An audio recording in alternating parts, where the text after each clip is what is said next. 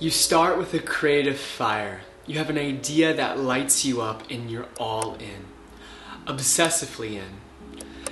You start to work that idea or that project like it's truth in your body. And it makes you feel so alive until it doesn't. Something shifts. You stall, you feel a little disconnected, you start to procrastinate. And that passion that once felt so divine in your body starts to feel a little dull, or it goes a little silent. So you start to think there's something wrong with the idea, that the project's not right, or even worse, that there's something wrong with you. But the deeper truth is, there's nothing wrong with you. You're not broken, you're just burnt out. Because your nervous system isn't wired to sustain that level of creative obsession without safety. And nobody taught you how to stay connected to yourself when that creative fire starts to flicker. So if you've ever struggled with burnout as a creative and have these strong ebbs and flows between insane inspiration and motivation to just total collapse, this video is uniquely made for you. I'm going to talk about the cycle of creative collapse. I want to explore why passion cannot survive without presence, and resource you with an embodied shift that you can make right now so that you can be much more available, centered, and present to actually follow through, execute, finish your projects, ship your work, and impact the world. So if you're new here, my name's Kev. I'm an award-winning furniture designer, architectural enthusiast, and now I help ambitious creatives become emotionally intelligent, get into their body, and create from depth, not pressure. So let's explore the cycle of creative collapse. You might know it as this intense burst of inspiration, You have this deep, intense drive. You get tunnel vision on your project. You become so emotionally invested in this until something shifts. You start to feel burnt out. You don't want to devote more energy to it even though you know you need to finish. You start neglecting the bodily signals in service of fueling that creative high, and you ignore the cues of dysregulation, right? Hunger, sleep, your relational needs, etc. We begin to experience things like the shame spiral that come up around procrastinating, because the reason why we procrastinate is it's burnout. It's disguised and masquerading itself as procrastinating, not making the time and space, the shame spiral, but in reality, it's our nervous system screaming at us, We begin to mistake our nervous system depletion for lost motivation. But in reality, what you've really lost is safety. Safety in the sense of your somatic connection, which is the only sustainable place to truly give your gifts from for the long haul. Which, if you've ever wanted to be a full-time creative, artist, or business owner, that's the only pocket that really becomes available to you. So why can passion not survive without presence, without somatic connection, without safety? Well, let's understand what passion is. Passion isn't a mental state, right? You can't think your way into passion. It's an embodied state, Concepts, ideas, theses, philosophies, those all fall short here. Passion is an embodied, full, alive state in your nervous system, your emotions, and in your gut, right? Presence is what fuels passion, because unless we are present with what is actually occurring in our body, there's no access to that level of depth. We might get a hint of a little passionate fire, but the more that we connect to ourselves, know what's happening inside of our body, are aware of all of the sensations and emotions that we experience, there's no passion available. Passion is an embodied emotional state. So when your body, when your presence leaves the room, so does that aliveness. When we disembody, when we go into our mind, when we numb and dull our emotional state, we lose access to that passion. Passion is something that needs to be cultivated, like any good thing in life, like love in a relationship, like devotion to your creativity, to your passion, like you name it, right? So when we begin to override our body, when we're in those intense cycles of creative inspiration, obsession, we're all in, we're not ignoring, we're all in, we're ignoring the cues that are saying, slow down, eat, drink water, get better sleep, just to be super simple about it. We're ignoring those cues that our body is giving us. We are starting to shut down connection with our body, with our presence, with our aliveness. So our creativity, though we still might be able to force it out, no longer feels like us. It no longer feels like you. It's this disconnection that kills your momentum, kills the potency of your creativity, despite your lack of despite whatever productivity you're embodying, and just generally gives us a much more difficult experience in really expressing the depth of what we know we came here to create. So disconnection is really the root cause of burnout, not the lack of follow through. Because you could want to follow through all day long and you want to work 12 hours and get this thing done, right? But if you're doing that at the cost of yourself, through self-abandonment, it doesn't matter how much you want to follow through. You've left the building, right? You've left yourself behind. So creativity born out of this obsessive state is ultimately doomed to sort of die in this nervous system depletion. On the other hand, creativity nurtured through presence becomes this core, unshakable foundation that is a wellspring. It doesn't mean that you won't have challenges expressing it. It just means that it's stable, it's steadfast. It's like masculine consciousness, unchanging, aware, deep, right?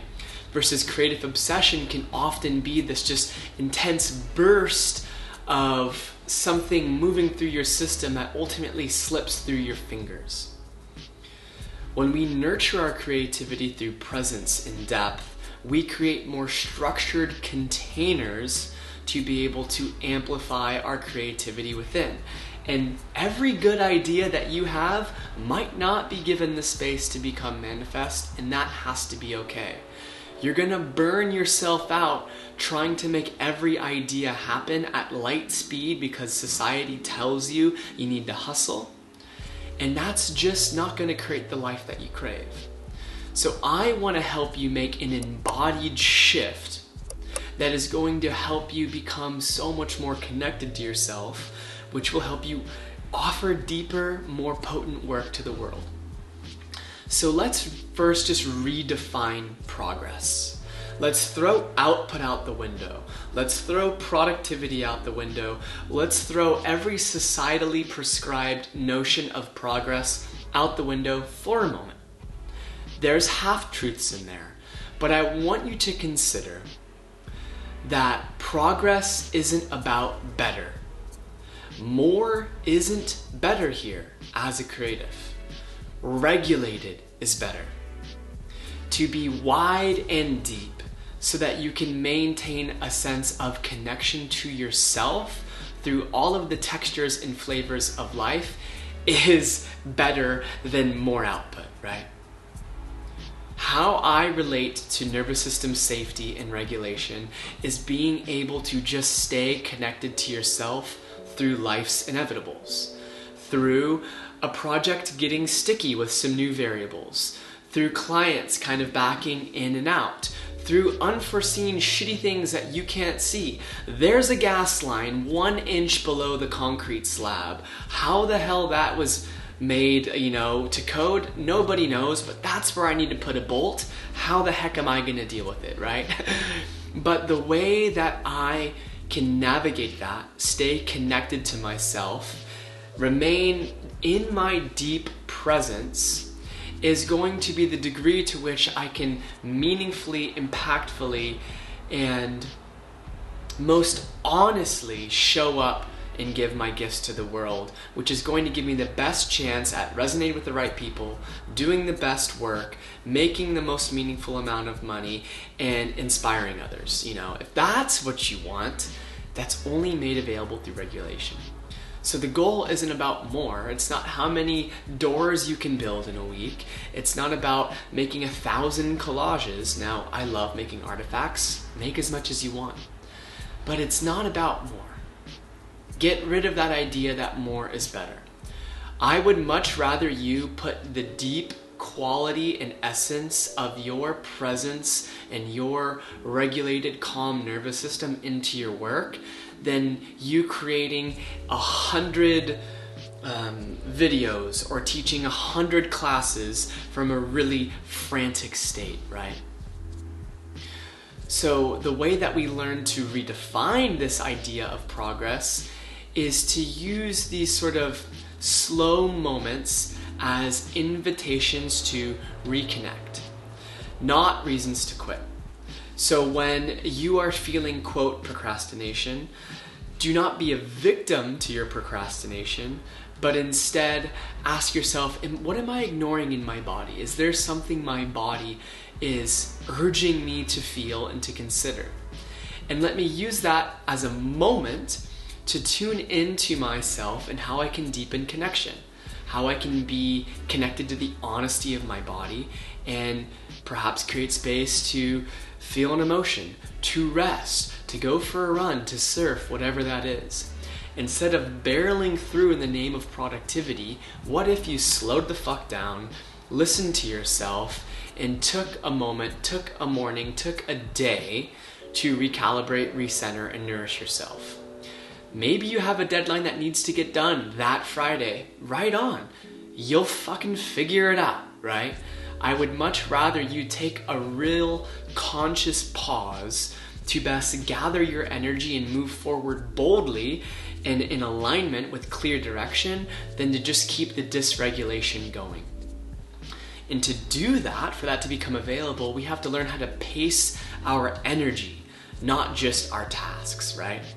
Consider your energy involved in the tasks that you need to do and stay connected to the level of energy you need to maintain in your body in order to do them most meaningfully.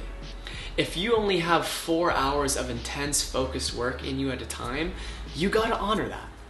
Because sometimes it's better to create when you are fully on and call it quits when you start teetering for an hour, 2 hours the day, so that when you return, you are nourished and resourced. I've made too many mistakes at 4:30 in the afternoon because I'm like, I got another hour of work in me, let's see what I got, because I'm not fully on it. I'm not fully present. And I would much rather you have to deal with that kind of shame of I should be doing more and sit with that feeling than for you to pile drive through it and, God forbid, not be present with your work, make a mistake, fuck up, whatever. I mean, as much as that's also going to be perfect too, because if that happens, it happens. But pace your energy. Tune into what demands you the most of your energy. Make that your priority. Cut out all the bullshit. Don't go on social media. Don't look at the news. Don't do all of those things that you know are distractions. Give yourself clear creative focus. I'll save that for another discussion because we're just fucking distracted as a culture. But to kind of tie a bow on this, you have access to somatic practices always. Breath work, grounding, movement, whatever that is. These are all tools to stay inside of your body. I love taking like a solid 5-minute walk every 30 minutes or an hour, if that's available to you. I love closing my eyes and breathing for 30 seconds. I'll be the weird guy at the coffee shop doing intense breath work through my nose. I have no problem with that. Or if I'm just categorically feeling off, I'm gonna get my butt in the ocean because I know that's a hard reset for me. Whatever those practices of movement of breath and grounding are to you, they are available. And if you feel like you don't have space to do them, you especially need to do them. You know, there's that age-old saying, it's like, if you think you don't have 10 minutes to meditate, you should probably meditate for 20 minutes or whatever it is. I'm not like a meditator in the sense of type of thing, but I am a meditator in the sense of I'm gonna go for a walk and I'm just gonna feel into my body and I'm not gonna think, right? So when we connect to ourselves through practices like that, we pace our energy, we slow the fuck down, and we realize that regulation is much, much more desirable than output. You know, we can have regulated productivity, but productivity without regulation is just busy and stress really is what that is. It's a perverted sense of time. We're given access to stay in our body through those things. So we don't have to chase any sense of momentum. We don't have to chase inspiration. We don't have to chase motivation. We simply become the motivation. We become the inspiration. We are embodied. So we have access to all of that, you know? So from that place, we can treat our creative fire like it's sacred, because it is. We don't have to, we don't have to fucking torch it. We don't have to coddle it. We don't have to rebuild it every day, right? It's present because we're aware of it. So all this to say, you were never meant to create from the sense of force that culture leads us to believe is necessary to be successful. You were meant to create from depth, because the world doesn't want your speed, it wants your presence, your full presence in devotion. So if you've been losing steam halfway through a project, stuck in the land of projects being 90% finished, try the radical practice of slowing the fuck down. Okay, I'll just say it again. Breathing, moving your body, connecting to what's alive inside of you, and learning to create from a place of regulation and of depth. You always have passion available to you. It's just we have to tend to it and we have to give it space. It's like coming home to yourself. So if this speaks to your deep experience as a creative, I know you're gonna love the Embodied Creator Toolkit, a series of embodiment practices and experiments that are going to help you stay connected to yourself and give your gifts fully to the world. So you can check that out, the link's in the description. Another great resource is my newsletter, sign up for that, and be sure to subscribe for more juicy videos like this. I value you all so deeply, thank you for being here, and I'll see you in the next one. Ciao!